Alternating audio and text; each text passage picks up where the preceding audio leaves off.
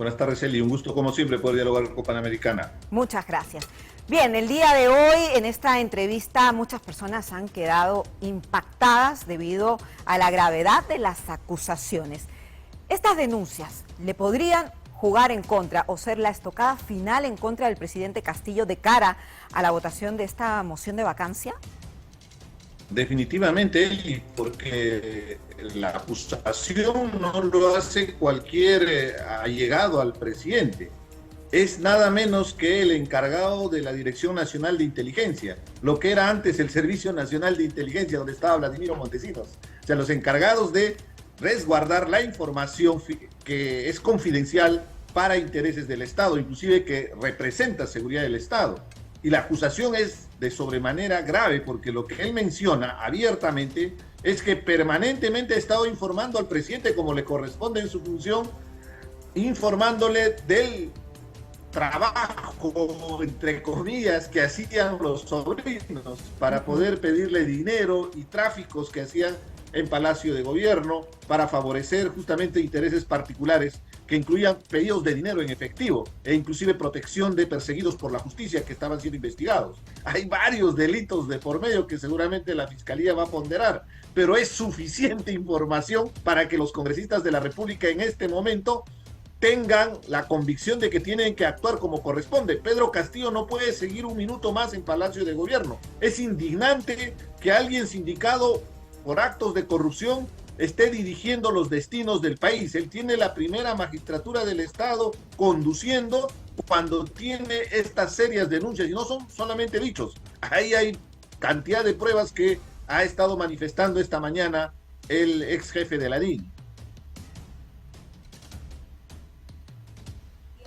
Pero lo que sí llama la atención es la contundencia en que afirma estos eventos, estas situaciones, por ejemplo, el momento donde habría llegado el exministro de Defensa, Walter Ayala, con uno de los sobrinos, Oblitas, a solicitarle $500,000. Son sumas importantísimas de la caja de la DINI, como si fuera una caja chica. Es decir, una situación muy, muy delicada. Y justamente hablábamos con nuestro compañero cronista parlamentario que está en el Congreso actualmente y dice que dentro de esta moción de vacancia obviamente no está establecido lo que el día de hoy manifestó el ex jefe de la DINI, pero sin lugar a dudas los parlamentarios deberían tenerlo en consideración antes de emitir el voto. Sería lo más coherente, ¿no? No solo coherente, sino de responsabilidad frente a serias acusaciones que involucran al presidente.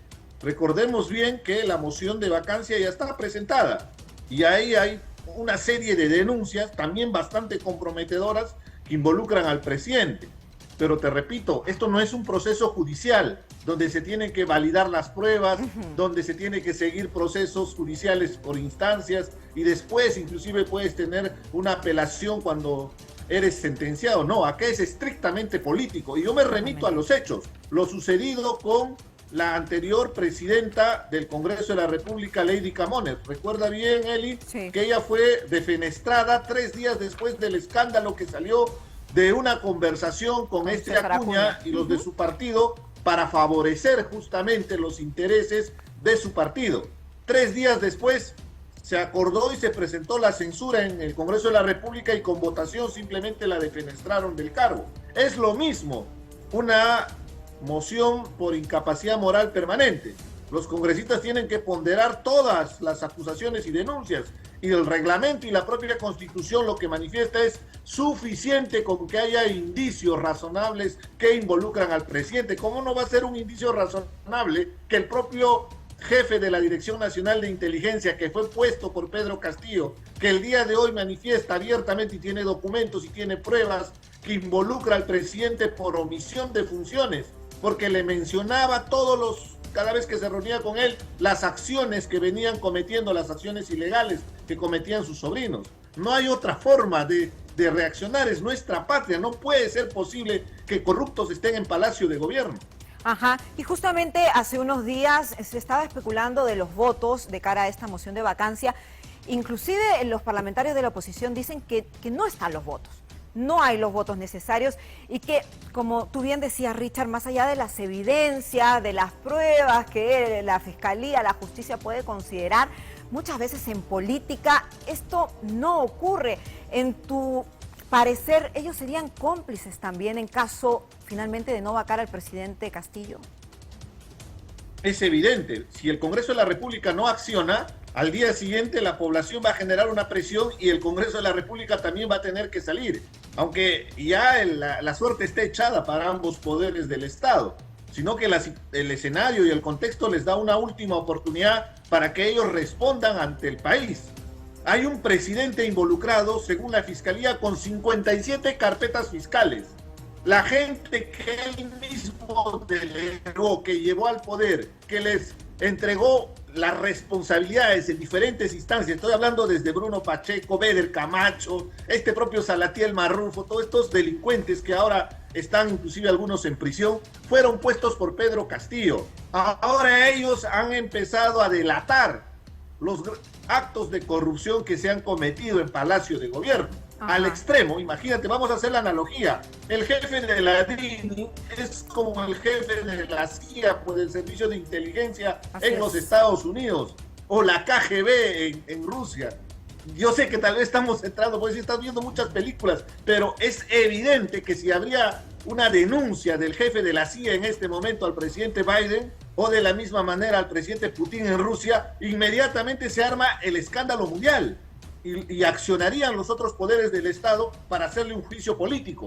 Lamentablemente no tenemos esa figura del impeachment americano, que inclusive existe en otros países también, el juicio político, para poder sancionar a un presidente que comete delitos en función.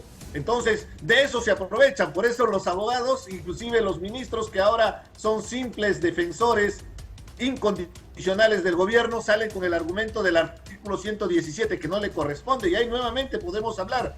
Es cierto, en la 117 se estipula básicamente que al presidente se le puede acusar constitucionalmente solo por obstaculizar los procesos electorales, por disolver el Congreso, por traición a la patria, pero y si comete un delito, si mañana mata a alguien, si mañana comete un acto de violación execrable, el presidente es impune.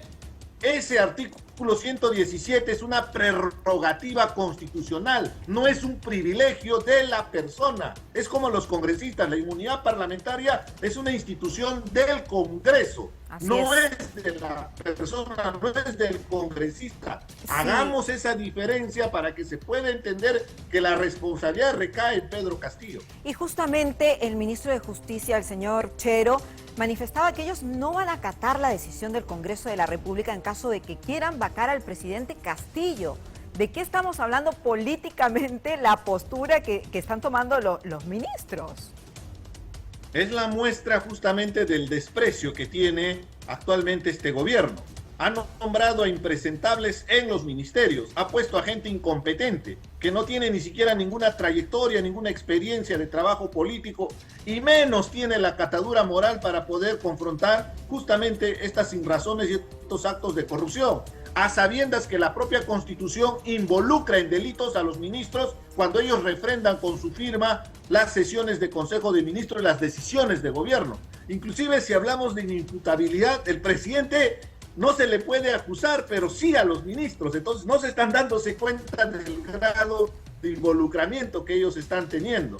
Pero objetivamente hemos llegado a una instancia de negación y sobre todo de una acción antidemocrática, con lo expresado por el ministro de Justicia, Chero, que menciona que si llega a la vacancia no lo van a aceptar y van a proceder a denunciar, a reclamar al Tribunal Constitucional. Pero ¿cuál es el mensaje? ¿Se van a quedar en Palacio? ¿Se van a encadenar a las rejas de Palacio para no salir? ¿Quieren una confrontación? ¿Quieren que intervenga, en este caso, el Estado de Derecho para que puedan retirar de Palacio? Simplemente en un Estado democrático, sea presidente, congresista, tienen que respetar la ley. Y eso para es muy importante.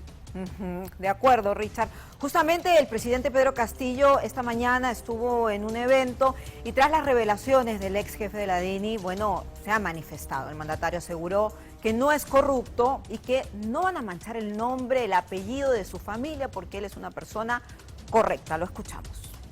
Pretenden dinamitar la democracia y desconocer el derecho a elegir de nuestros pueblos, atentando contra la figura de la presidencia de la República para sacar provecho y tomar el poder que en las urnas el pueblo les quitó, cansados de estar postergados y ver que unos cuantos querían seguir repartiéndose el Perú. Hoy, desde esta noble y heroica escuela de oficiales de la Policía Nacional, donde saldrán nuevos próximos guardianes de la seguridad ciudadana, reitero que no soy corrupto, porque mi nombre y el buen apellido de mis padres jamás lo mancharía. Soy un hombre de trabajo, de confianza y de consensos.